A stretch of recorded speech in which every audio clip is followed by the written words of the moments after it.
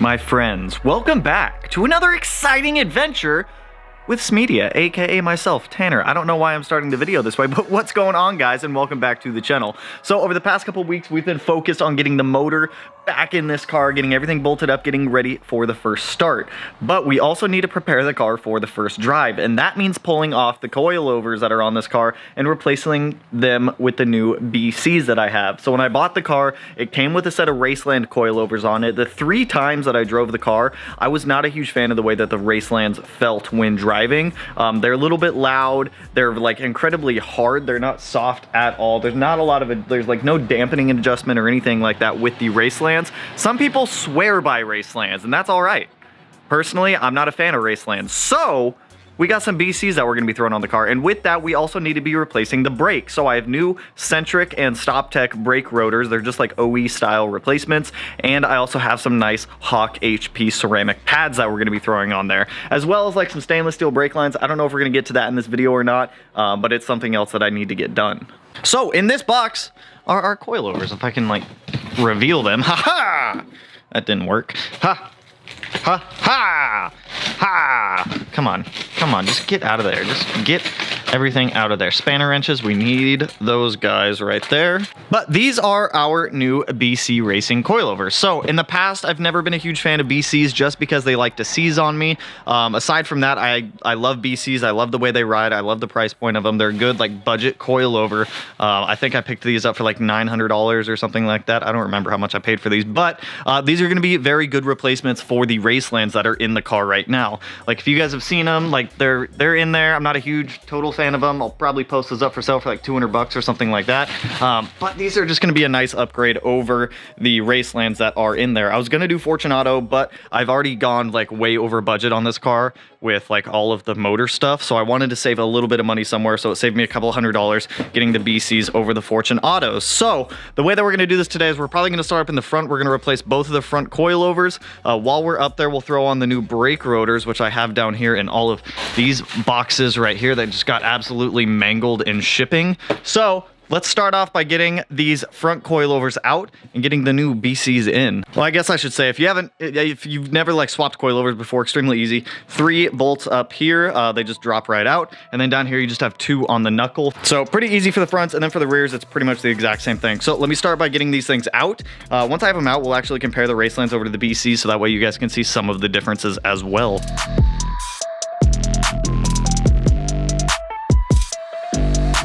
So we have our first BC coilover in. Now I do want to touch on this because different people do this differently. I have my coilovers set up for camber adjustment. Some people will angle them and they do this. I'm guessing some people do it intentionally, but that's for caster adjustment. If you're intentionally setting it so it's kind of like angled and not horizontal, caster, camber. I'm setting mine up for camber adjustment. Now, easy to install. Like honestly, the last owner at least went through here and put some like anti-seize on the bolts, so they came out pretty easy. I'm not going to do any adjustments to these quite yet, not until we get the wheels back on the car, we get the car back on the ground, so that way I can go through here, set height what I want it to. These coilovers do come set from the factory with preload, so there's not really a need to adjust the preload on here unless I want to change it. But something else that I kind of noticed when going through here is we need some type of standardization in the suspension realm of the automotive world. So right here, you can see this one says, if it'll show it and I don't like glare it all out, that coilover right there says front left. This is our BC. Right here on this Raceland, this one also says front left. But if you look at it, the bottom collars are opposite of one another. So he had this one on there, and this collar was right for the side that it was on, but this one's labeled front left. This one's also labeled front left, but this one goes on the left up there. So it's like left, if you're sitting in the driver's seat of the car, left. Right. Sometimes some other people do it, so if you're looking at the car, it's like left, right. I don't know why some type of standardization is needed, but this one is set up correctly because we have our brake line bracket on one side, and then we have our speed sensor bracket on the other side. I don't know why. I just thought that was a little interesting. But aside from that, like I said, they came out incredibly easy. They both have camber adjustment. This one, the Raceland, does not have any adjustment for dampening. So let's just go through there, swing into the other side, and pull out the other Raceland, so that way we can have our new BCs up in the front.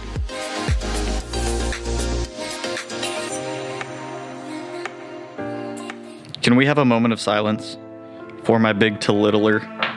This thing has done its wonders its entire life, and I'm sorry. I killed it. This was my fault. this could have been avoided, and I'm so sorry, Big to Littler. You've done us wonders your entire life, and now you're gone. So sometimes you do stupid stuff when working on cars. It happens. Instead of trying to loosen the bolt to pull the old coilover off, I was actually tightening it, and I broke my Big to Littler. So I need to get another one of those ordered, no big deal. But I did get the other front coilover off, and I found like a spider web nest in there, which is, always my favorite. But other front coilovers off. As you can see right there, like the dust boots on these things were just wrecked. I don't know how old these are. I don't know how many miles are on them, but I'm glad that these ones are off the car. Now, before we jump to doing the rear coilovers, I'm gonna get the front brake rotors thrown back on the car because I can't actually tighten down the bottom bolts for the coilovers until I get the rotors on, because I have to pull the caliper back off. And while I'm doing this, I'm gonna throw the pads on. I have like 4 or 5 videos showing you guys how to do pads, rotors, all that good stuff. So I'm a time lapse going through here, getting the front rotors on, but ooh, please don't fall over. But I just want to get them on so that way the front can pretty much be wrapped up and we can throw our BBS wheels back on the car. I did order some 20mm spacers for the car just to get fitment a little bit better on stock body, since we are going to be running the BBS wheels. I do like these wheels a lot. I was considering throwing the white ones off of that car on here, but I'm going to sell those work emotions a little bit later down the road. So we're going to get the BBSs on there.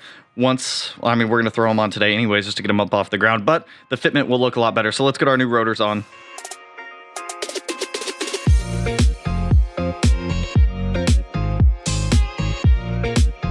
So all of the new, well, not all of the new rotors, both the front rotors are on with the calipers bolted back up. I need to get the brake pads put up in here in the front. I'm going to be using these Street 5.0 pads from Hawk.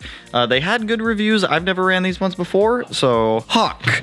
So they do not come with replacement hardware. Some brake pads do come with replacement hardware. So all of like the shims and everything inside of the actual caliper, I'm going to pull out, clean. We'll get the brake pads put in there, and then we'll get the wheels put back on the front. Remember to like go through your rotors and clean both sides with some brake clean also, just to get all the grease off. You just don't want that grease on there. Your pads are not going to bite like they should at first. Same thing we did with the clutch. So let's get the pads on, and then we can jump over to the rears.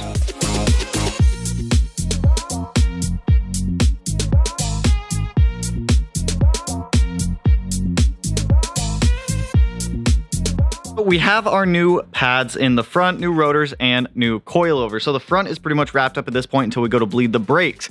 Next up, we need to knock out the rear. The rear is a little bit more annoying than the front is, but it's nothing too bad. So our coilover is sitting right in there. It connects down to the bottom hub via 1 or 2 bolts. I don't actually remember, to be honest, but after I get one of them out, I will walk you guys through it. Up top, so you're gonna have to pull out the back seats in order to get to these, because your coilover bolts are up on top of the back seat.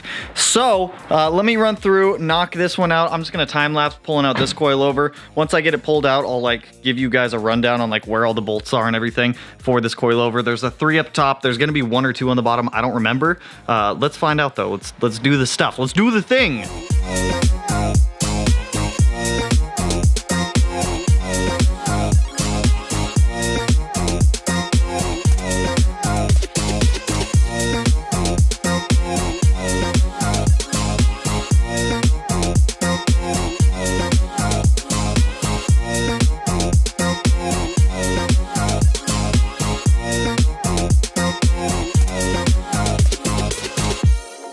So just got the passenger rear wrapped up over here. We have our new Stoptech stainless steel brake line in there. We have our new BC BR coilover, our new centric / Stoptech, just like OE replacement rotors. And then we have brand new Hawk HP 5.0 pads back here. So this corner is kind of wrapped up. I'm not a huge fan with the brake line routing, but because it like routes onto the coilover back there and it does some like weird turns. It's nothing that's like a dangerous bend or a dangerous loop or anything like that. I'm just not a huge fan of the way that these route.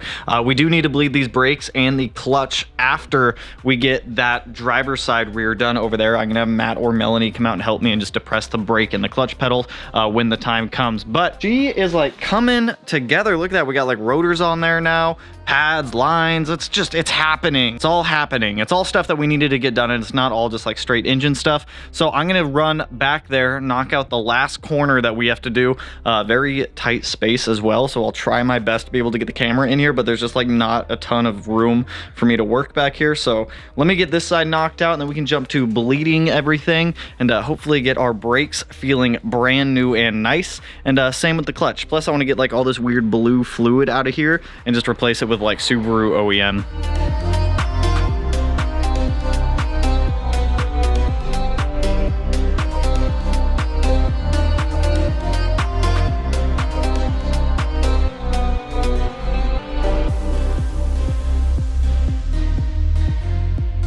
All right, guys, so I have the power bleeder out right now. I'll walk you through that, but I do have this rear passenger side done also. So same as the other side, new brake lines, new rotors, new coilovers, new brake pads, everything new, everything new. So right now what we're doing is we're pressure testing the brake system or the hydraulic system in the car. So what this thing does is it wraps up and around with a tube. You can put brake fluid in here. I do have some in there right now, just to make sure that the reservoir doesn't run dry. So right now we have the gauge on there set to 15 PSI. We're gonna let it sit at 15 PSI for about 10 to 15 minutes to make sure that we don't have any leaks in the system. If our pressure gauge is dropping, it means that we have a leak somewhere in the system, and then we're gonna have to go inspect all the brake lines and whatnot just to see where that leak might be, and then we're gonna have to obviously correct it and fix it. So I'm gonna let this sit for like 10-15 minutes. We'll make sure that our pressure test is good. If everything passes the pressure test, we'll use this power bleeder to bleed the brakes, and then I'm gonna bring Matt out, or Melanie, whichever one, and have them actually depress the brake pedal for me up inside of the cabin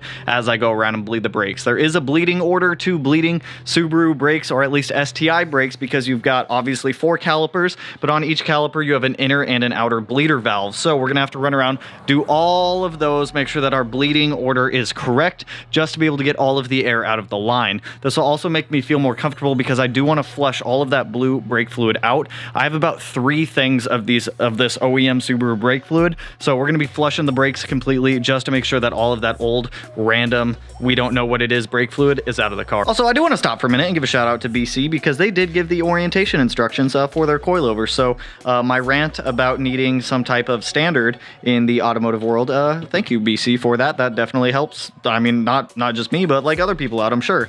So pretty cool. So it's been about 10-15 minutes now. Our pressure is holding up perfect. We're still at 15 PSI. So that means the hydraulic system in the car, the brakes, and the clutch are all sealed.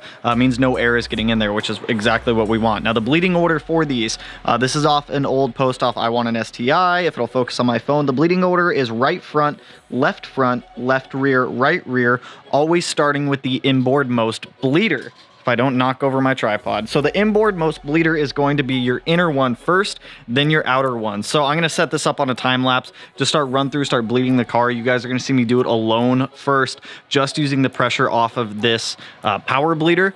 The main thing I'm doing right now is getting all the old brake fluid out of the car. Once this turns like the OE, like Subaru white, yellowish brake fluid color, then I'm gonna have Melanie come out and help me bleed this a little bit more just to get pressure all the way up in the braking system, because I've noticed that only using this doesn't get the brakes to like the most optimal feeling. Maybe I'm just not pressurizing the cylinder enough, but I typically tend to stay around 15 PSI when bleeding these. So I'm gonna run around, start bleeding all of this, getting all the old blue brake fluid out. If you guys have a clear vinyl tube like this to be able to see the brake fluid, that is ideal. I don't have any of that. I only have black silicone tubes, so that's what I'm gonna be using on the caliper. So I'm not gonna be able to see when the air is done coming out, but I will be able to hear it. So let's bleed some brakes.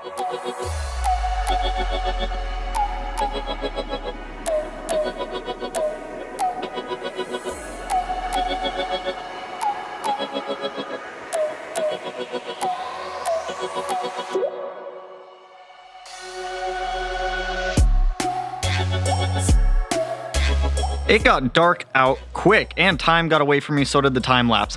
My hands were just covered in brake fluid, and I didn't want to grab the camera and get brake fluid all over my camera. So I went ahead and I finished bleeding the brakes. Let me show you guys how much I pulled out, because this is a ridiculous amount. That is all brake fluid right there. I don't know how much that is. I don't even know how big this bottle is. This is a 35-ounce bottle. It's probably halfway full, whatever half of 35 is, like 17 ounces or something like that. But that's a lot of brake fluid. So all of the blue stuff is out of the car. We have brand new OEM Dot 3 Subaru brake fluid. It took a while. It honestly took probably 2 hours to bleed the brakes. And when I say bleed, I mean like fully bleed the brakes. But they are good to go now. I do have the wheels thrown back on. They're gonna have to come back off when we get our wheel spacers in. I just got some 20 mils to throw on here just to get the wheels flush with the body since we're gonna be rocking the stock BBSs. But incredibly happy with this. So like I said, we have all new rotors all around, all new brake pads, new stainless steel brake lines in the rear, and BC Racing coilovers all the way around the car. The car is going to, this should be like a brand new car by the time I'm done with it. I might, no, budget doesn't allow it. I was gonna say I might go to the extent of doing like sway bars, bushings, and whatnot like that, but nah, budget does not allow for it. But this should be awesome by the time it's done, you guys. I temporarily mocked the bumper back up just because I'm excited to drive the car. I cannot wait to get this thing back on the road. So I temporarily have the back seats left out of the car right now. They're back there. We need to swap the fuel pump. I don't even know where I put that thing. Somewhere around here, we have the AEM 340 liter fuel pump. Where did I put it? And I'm like, okay, it's on the passenger seat. We need to swap out the fuel pump in there because I put the Walbro 255 in, and Connor sent us over an AEM 340 liter. So in the next episode, we'll go through there. We'll swap out the fuel pumps again. We'll keep going on the engine, and we'll keep knocking out all the things that we need to knock out. The AOS video should be the next one that I upload after this one for you guys. I'm gonna finish up the AOS install tomorrow, get that video shot. We also get the, it's Saturday for me, so I think you guys are not going to see this video till, what day is today? Today's Saturday, Sunday, Monday. You guys are going to see this video Monday. Hello. So anyways, we get the heads for the EG33 tomorrow. I'm incredibly excited, but for now, that's all I got for you guys on this one. The brakes are wrapped up. The new suspension is on the car. That is wrapped up as well. So if you guys like the video, if you guys like the blob eye and you're excited to see it back on the road just like I am, go ahead and hit that like button. Turn it black, blue, green, red, purple, chartreuse, orange, teal, aqua, tangerine, whatever color it turns. And if you're not already subscribed to the channel, hit your boy up because we got a lot more blob eye stuff coming. We have the built 1200 wheel horsepower EG33 motor that we're gonna have to be assembling in like 2 weeks, which I'm incredibly excited for. But that's all I got for you guys. So with that, I'll catch you guys in the next one. Peace out, homies.